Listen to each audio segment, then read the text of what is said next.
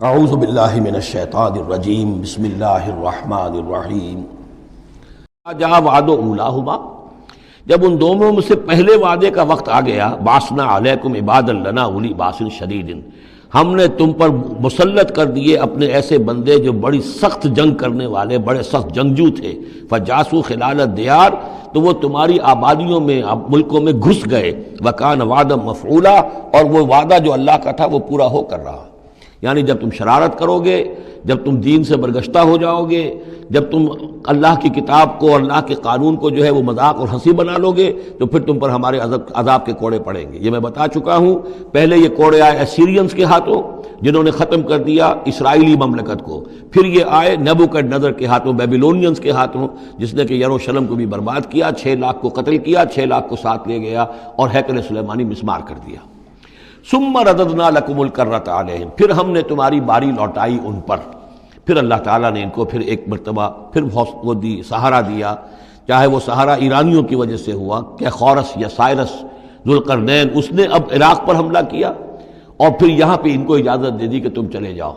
اور جا کر اپنا شہر دوبارہ آباد کر لو، تو یہ واپس آئے۔ ثم رددنا لکم الکرۃ علیہم، پھر ہم نے تمہاری باری لوٹائی دی ان پر، وامددناکم، اور تمہاری مدد کی، بے اموال کے ذریعے سے بھی، وبنینا، اور اولاد بیٹوں کے ذریعے سے بھی، وجعلناکم اکثر نفیرا، اور پھر ہم نے تمہیں بنا دیا ایک کثیر تعداد والی قوم، تم پھلے پھولے پھر ایک بڑی پراسپرس قوم بن گئے۔ ان احسنتم احسنتم لانفسکم، تم نے اگر کوئی بھلائی کمائی تو اپنے نفس کے لیے بھلائی کمائی، اپنے لیے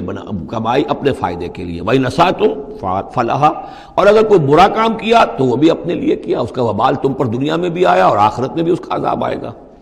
فَإِذَا جَاءَ وَعْدُ الْآخِرَةِ، جب وہ دوسری مرتبہ کی وہ سرکشی اور تمرد اور شیطنت تمہاری اور تمہارا جو ہے دین سے برگشتگی کا دور آیا، تو دوسرے وعدے کا وقت آیا، لِيَسُوءُ وُجُوهَكُمْ، یہاں وہ الفاظ محذوف سمجھیے، بَعَثْنَا عَلَيْكُمْ عِبَادًا لَنَا أُولِي بَأْسٍ شَدِيدٍ، وہ گویا کہ الفاظ یہاں ریپیٹ نہیں کیے گئے، دوبارہ پھر ہم نے تمہارے اوپر ایسے زوردار لوگوں کو مسلط کیا، لِيَسُوءُ وُجُوهَكُمْ، تاکہ وہ تمہارے چہروں کو بگاڑ دیں، تمہارے حلیے بگاڑ دیں، وَلِيَدْخُلُوا الْمَسْجِدَ كَمَا دَخَلُوهُ أَوَّلَ مَرَّةٍ، اور وہ داخل ہوں مسجد میں، یعنی مسجد اقصیٰ میں، ہیکل سلیمانی میں، جیسے کہ وہ داخل ہوئے تھے پہلی مرتبہ، جیسے بے حرمتی کی تھی بیبیلونینز نے بیت المقدس کی اور ہیکل سلیمانی کی، ایسی ہی بے حرمتی پھر کی ہے ٹائٹس رومی نے سن 70 عیسوی میں اس ہیکل کی بھی، اور ہیکل کو مسمار کر دیا۔ لِيَدْخُلُوا الْمَسْجِدَ كَمَا دَخَلُوهُ أَوَّلَ مَرَّةٍ وَلِيُتَبِّرُوا مَا عَلَوْا تَتْبِيرًا، اور یہ کہ تباہ و برباد کر دیں ہر اس شے کو جس کے اوپر بھی ان کو اختیار اور قبضہ حاصل ہو جائے۔ عَسَىٰ رَبُّكُمْ أَن يَرْحَمَكُمْ، یہ دور گزر چکے 2000 برس، یعنی ان کا سیکنڈ جو سمجھیے کہ زوال کی انتہا تھی وہ چلی آ رہی تھی 500 برس سے محمد الرسول اللہ صلی اللہ علیہ وسلم کی بعثت کے وقت تک، ایک عروج، ایک زوال، پھر عروج، پھر زوال، اور زوال کو 500 برس ہو گئے تھے جب کہ حضور کی بعثت ہوئی اور یہ قرآن نازل ہوا۔ ان حالات میں کہا جا رہا ہے عسیٰ ربکم ان یرحمکم، تمہارا رب اب بھی تم پر رحم فرمانے کو تیار ہے، ممکن ہے کہ تمہارا رب تم پر رحم کرے۔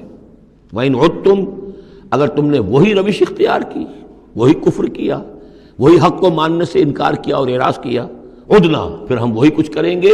جو ہم نے پہلے کیا تھا۔ وَجَعَلْنَا جَهَنَّمَ لِلْكَافِرِينَ حَصِيرًا، اور ہم نے کافروں کے لیے جہنم کو تو باڑا بنا رکھا ہے،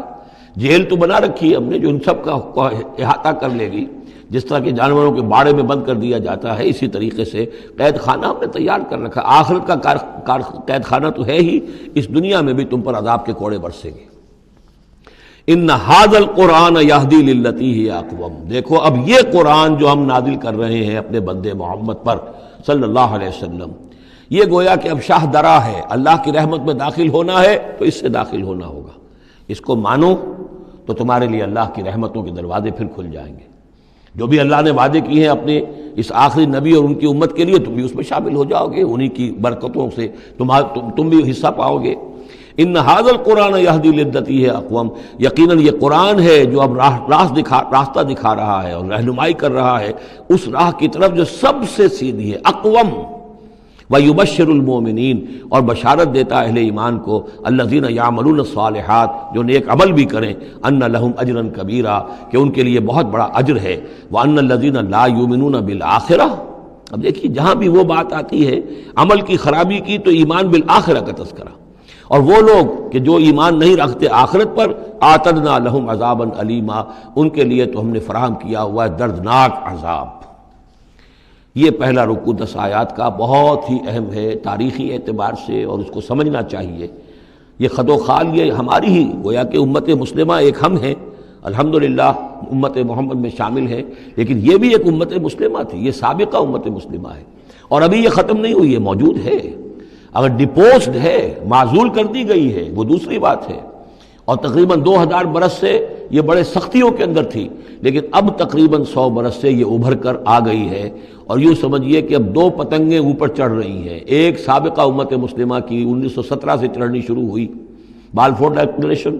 1948 میں اسرائیل بن گیا، 1967 میں اسرائیل کی جو توسیع ہو گئی، 1991 میں آپ کو معلوم ہے کہ جو اس کا اربوں میں ایک ہی دشمن ہو سکتا تھا جس سے اسے خطرہ تھا، عراق، اس کا برکس نکال دیا گیا۔ اب وہ اس پورے علاقے کے اندر تو کتنی بڑی طاقت ہے کہ کسی عرب ملک کے اندر یہ جرت نہیں ہے کہ وہ اسرائیل کا مقابلہ کر سکے۔ لیکن یہ کہ امت مسلمہ میں بھی رنائسنس شروع ہوا ہے، یہ بھی اپنے انتہائی زوال کو پہنچ چکی تھی اس صدی کے آغاز میں۔ پہلی جنگ عظیم کے بعد جب سلطنت عثمانیہ ختم ہوئی، خلافت ختم ہو گئی 1924 میں، تو اس کے بعد سے یہاں بھی ایک رنائسنس شروع ہو چکا ہے۔ یہاں بھی پھر آزادی کی تحریکیں چلیں، پھر جو ریوائیول کی تحریکیں، احیائی تحریکیں، جماعت اسلامی کی تحریک، اخوان کی تحریک، مخزومی پارٹی، اسی طریقے سے جو ایران میں تھے فدائی، یہ تحریکیں چل رہی ہیں۔ تو اس کو بھی جاننا بہت ضروری ہے کہ یہ جو صدی ہماری گزری ہے، اب ختم ہو رہی ہے، اس صدی کے دوران ہمارا ایک زوال کا عمل بھی چل رہا تھا، اور ایک یہ کہ ایک نئی ایک ترقی کی طرف بھی ہم آگے بڑھے ہیں رفتہ رفتہ۔ یہ دونوں پروسیس سائیڈ بائی سائیڈ، مرج البحرین یلتقیان بینہما برزخ لا یبغیان، یہ دونوں عمل چل رہے ہیں۔ ان تمام چیزوں کا صحیح اندازہ ہونا چاہیے، ذہن میں خاکہ ہونا چاہیے، تاکہ کوئی شخص دین کی خدمت کر رہا ہو تو اسے معلوم ہو زمان و مکان کے اعتبار سے میں کہاں ہوں، کس جگہ کھڑا ہوں، ماضی کیا ہے، سامنے کیا ہے، داہنے بائیں کیا حالات ہیں۔ تو یہ ساری چیزیں جو ہیں ان کو سمجھنا بہت ضروری ہے۔ چنانچہ وہ جو میں نے چند کتابوں کا تذکرہ کیا ان کو غور سے پڑھیے، 2 مختصر ہیں، 2 ذرا